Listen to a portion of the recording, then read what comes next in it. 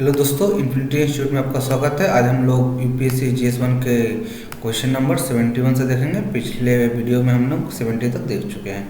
Let's move to the question. तो यहाँ पे क्वेश्चन है, with reference to the religious practice in India the अस्थानवास की शिफ्ट बिलोंग्स टू। तो ये जो है आपका बिलोंग करता है वो जैनिज्म को बिलोंग करता है। तो देखेंगे, अस्थानवासी is a sect of Shwetambar Jainism founded by merchant named Lavji in 1653 AD. It believes that idol worship is not essential in path of soul purification and attainment of nirvana moksha. The sect is essential a reformation of the one founded of the teaching of Lonka, a 15th century Jain reformer. Asthanvasky accept two of Jain agams. The September canon, September who are not Asthanavasi are mostly part of the मातृ पूजका sect. तो जो आपका reference होता है अस्थानवासी belong करते हैं Jainism को। Let's move to the next question. अब आपको बोल रहा है, with reference to cultural history of India consider the following statement. तो यहाँ पे white marble was used in the making Buland Darwaza and Khanqah at Fatehpur Sikri. तो ये आपका करेक्ट स्टेटमेंट है। व्हाइट मार्बल यूज हुआ था making Buland Darwaza and Khanqah at Fatehpur Sikri. अब ये आपका है next, sandstone and marble were used in making वाड़ा इमामबाड़ा एंड रूमी दरवाजा एट लखनऊ। तो ये आपका इनकरेक्ट स्टेटमेंट है। इस हिसाब से हम लोग का आंसर जो आ जाएगा ए आ जाएगा। तो लेट्स सी द एक्सप्लेनेशन। तो इसमें देखते हैं कि the Buland Darwaza is made of the red and buff sandstone decorated by white and black marble and is higher than the courtyard of the mosque. The Buland Darwaza is symmetrical and is topped by large free-standing kiosks which are the crest. अब देखते हैं कि statement जो 2 होता है, the architecture style of the Rumi Darwaza is completely in synchronous with the Nawabi architecture of Lucknow and it's significantly different from the Mughal. The material used for the darwaza is brick and it's coated with lime, while the Mughal often used red and stone. Why? This is why dealing with the darwaza is most intricate, मतलब जटिल आपका वहाँ पे design होता है। So which is impossible to keep the stone. तो वहाँ पे स्टोन का यूज नहीं हुआ होगा। तो यहीं पे आपका इनकरेक्ट स्टेटमेंट को बता देता है। नेक्स्ट क्वेश्चन को देखते हैं, विच of the following foreign traveller elaborately discuss about diamond and diamond mines of India. तो ये जो आपके हैं जीन बैपेटाइज टैवेनियर ने आपका बताया था। विच of the following traveller elaborately discuss about the diamond and diamond mines of India. तो देखते हैं कि जीन बैपेटाइज टैवेनियर जो 1605 से 1689 was a 17th century French gem आपका मर्चेंट थे और एंड ट्रेवलर भी रहे। और Tavernier a private individual and merchant travelling at his own expense covered by his own account 60,000 legua 1,20,000 miles in making 6 voyages to Persia and India between the years 1630 and 1668. Tavernier is best known for his discovery या purchase of the 116 carat Tavernier blue diamond. तो इस हिसाब से हम लोग the diamond was certainly Indian in origin and likely to source by Tavernier in 1664 at the Kollur mine, जो कि Guntur district में आपका आंध्र प्रदेश में है। नेक्स्ट क्वेश्चन देखते हैं, with reference to Indian history who among the following future Buddha, मतलब फ्यूचर बुद्धा कौन को माना गया to save yet to come to save the world. तो ये आपका मैत्रेय को माना गया, काफी न्यूज में उसमें था। तो Maitreya is the regarded as the future Buddha of the world in Buddhist eschatology, और उसमें देखते हैं कि in some Buddhist literature such as the Amitabha Sutra and the lotus Sutra he is referred as Ajita. तो नेक्स्ट क्वेश्चन आ सकता है कि अजिता को कौन आपका रेफर किया गया है, तो फ्यूचर बुद्धा जो आपका मैत्रेय हैं। According to Buddhist tradition Maitreya is a bodhisattva who will appear on earth in the future, achieve complete enlightenment and teach the pure dharma. According to a scripture जो होता है, Maitreya will be the successor to a present Buddha, Gautam Buddha, also known as Sakyamuni Buddha. फिर हम देखते हैं इसमें आगे, the prophecy of the arrival of Maitreya refers to a time in the future when the dharma will have been forgotten by most on the terrestrial world. Maitreya has also been adopted for his millennial role by many non-Buddhist religions in the past, such as the White Lotus, as well as modern new religious movements such as Vigyondo. Next question को देखते हैं। यहाँ पे है आपका, which one of the following does not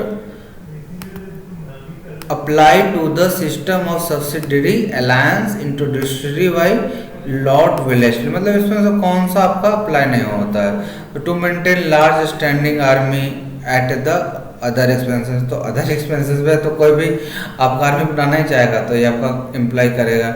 to keep India safe from Napoleon danger, तो ये सही बात है, इंडिया को सेफ रखना चाहता क्योंकि नेपोलियन का आपका डेंजर बना हुआ था।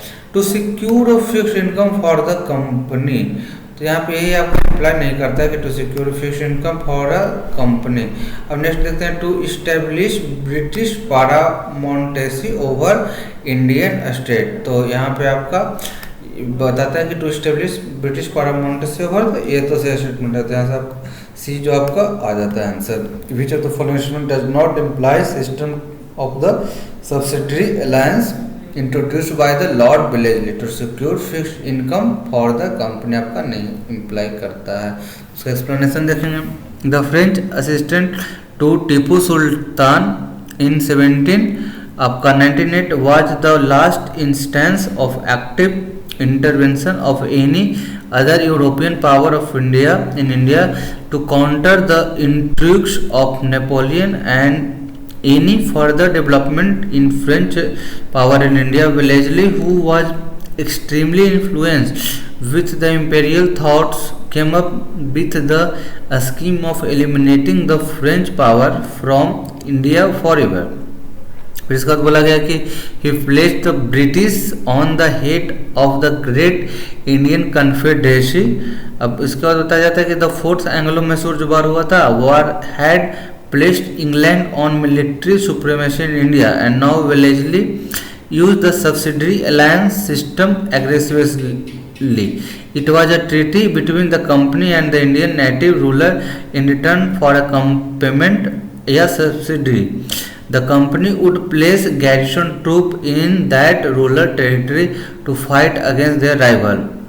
An Indian ruler entering into subsidiary alliance with the British would accept British forces within the territory and to pay their maintenance, क्योंकि अब वहाँ पे जो लोग रहे वो उसको पे करेंगे। तो as Indian ruler entering into subsidiary alliance British would accept British forces with in his territory and to pay their maintenance.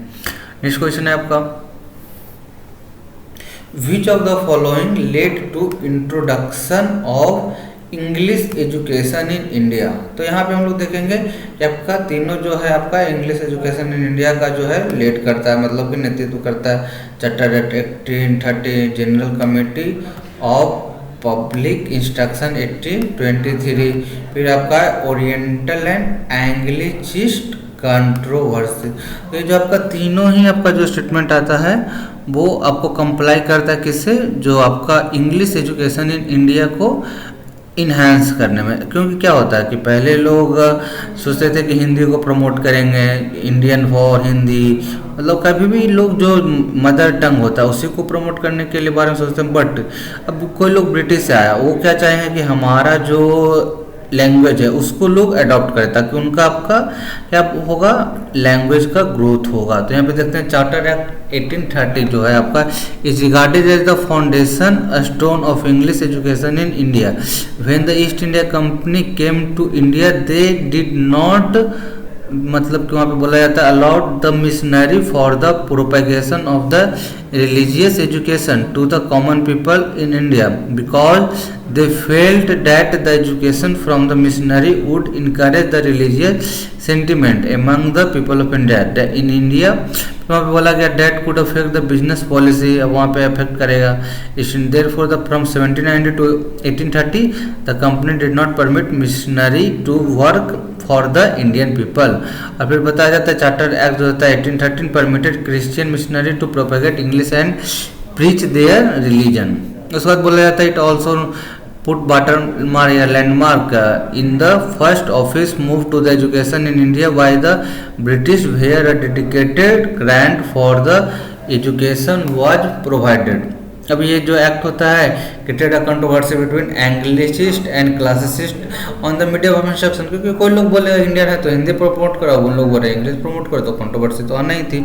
फिर एक the governor general in council appointed a general communication committee of public instruction which had the responsibility to grant 1 lakh rupee for education.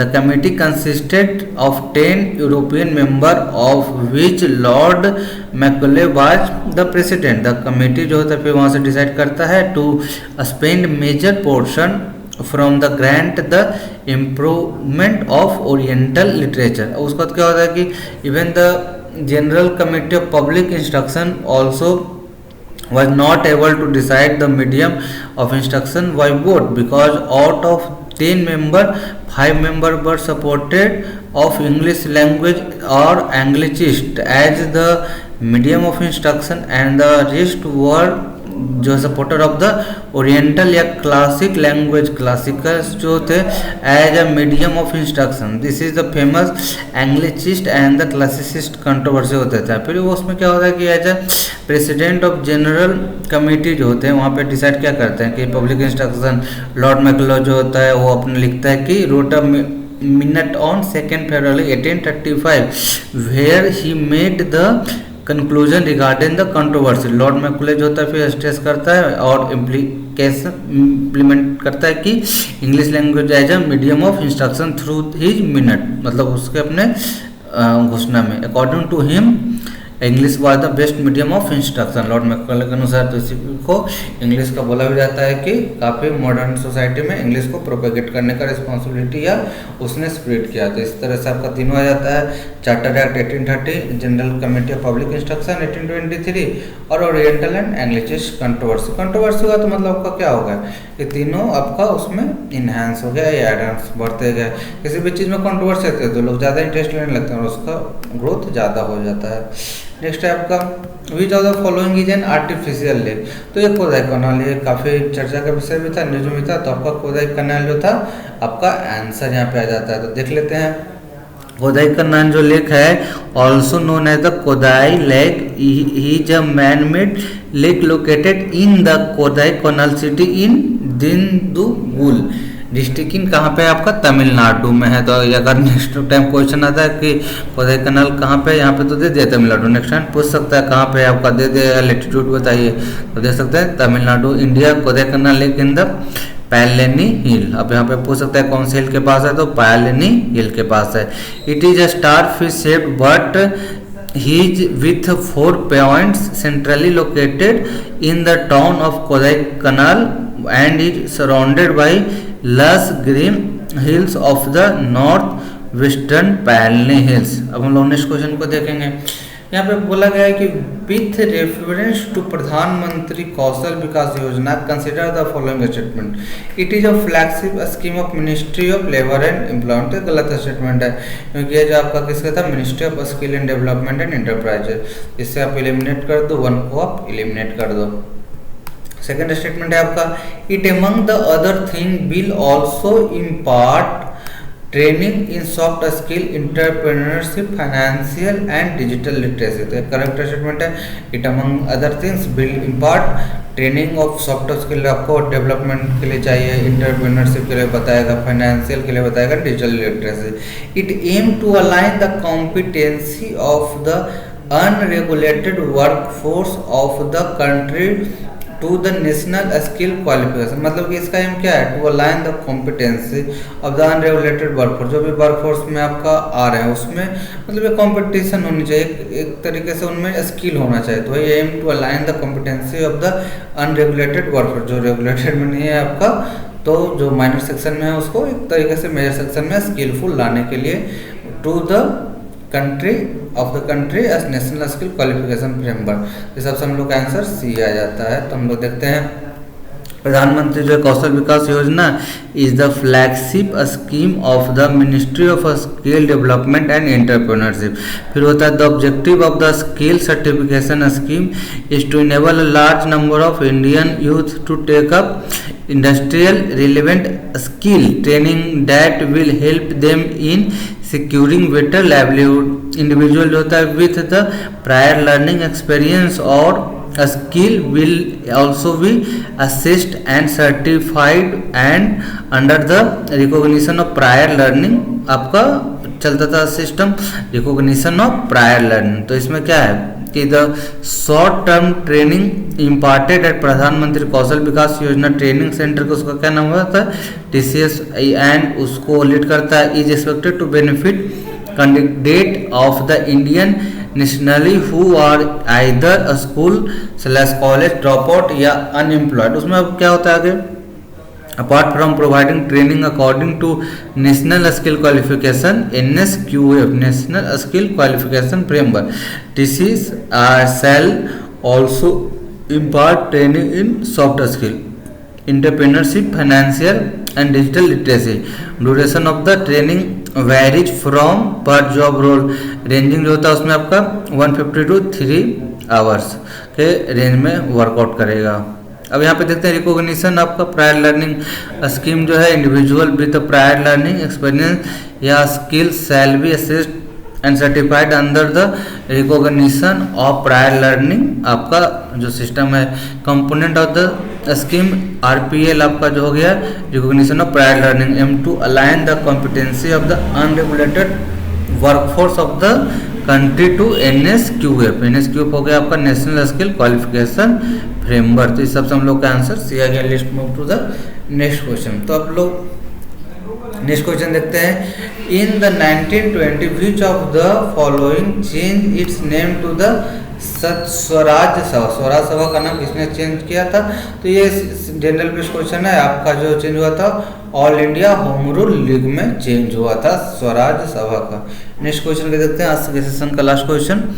Which among the following event happened earliest. तो इसमें जो सबसे earliest जो आपका event हुआ था वो आपका हुआ था दीनबंधु रोड नील दर्पण। तो उस तरीके से हम लोग देखते हैं कि दीनबंधु जो रोड नील दर्पण 1858 में लिख लिए थे। तो 1858 बहुत अर्ली हो गया। फिर आपका जो स्वामी दयानंद सरस्वती जो एस्टेब्लिश करते हैं आर्य समाज का, वो आपका 1875 में किए। तो आप देख सकते हो 1858 1875। फिर जो बंकिम चंद्र चट्टोपाध्याय जो है रोड आनंद मठ जो था आपका 1882 में लिखे। तो ये आपका 1882 में आपका आ गया। फिर है आपका 82 आ गया आपका। फिर ये आपका 58 आ गया और ये आपका 75 आ गया। और आपका सत्येंद्र नाथ टैगोर जो become the first Indian to succeed Indian civil service exam आपका 63 में इन्होंने क्वालिफाई किया था। आप देख सकते हो दीनबंधु मित्र रोड नील दर्पण 58 जो सबसे अर्लीस्ट यहाँ पे हो जाएगा। These are the today session question. Let's move with the आपको अगले वीडियो में अगले क्वेश्चन के साथ हम लोग मिलते हैं। This is the reference for the question. Like share and subscribe the channel, press the bell icon to get all notification. और आपको कोई भी कमेंट सेक्शन में कोई भी क्वेश्चन हो तो आप हम लोग को कमेंट सेक्शन में पूछ सकते हैं। आप हम लोगों से क्वेरी ले सकते हैं। थैंक यू दोस्तों।